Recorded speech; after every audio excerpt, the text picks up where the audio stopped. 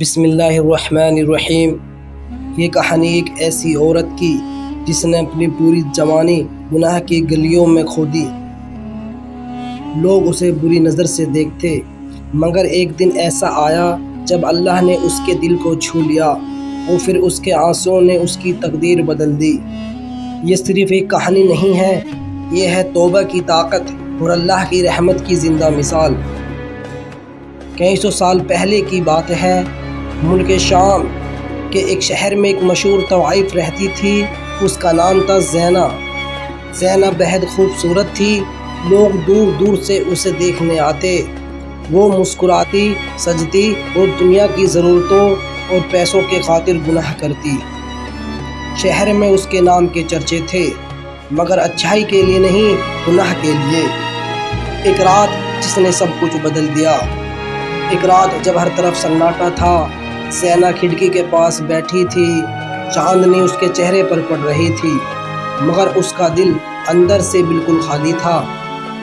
اسی وقت اسے مسجد سے اذان کی آواز سنائی دی، الصلاۃ خیر من النعوم، نماز نیند سے بہتر ہے۔ اس نے پہلی بار اس آواز کو محسوس کیا جیسے کسی نے دل پر دستک دی ہو۔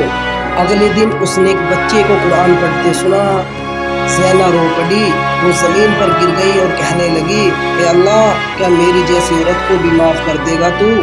اسی پل جیسے کسی نے اس کے دل پر سے پردہ ہٹا دیا، وہ اٹھی، اپنے سارے گناہ کے کپڑے اور گہنے بیچ دیے، جو پیسہ ملا وہ غریبوں میں بانٹ دیا۔ اس نے شہر چھوڑ دیا اور ایک چھوٹی سی جھوپڑی میں رہنے لگی۔ دن رات روتی رہتی، نماز پڑھتی، قرآن کی تلاوت کرتی۔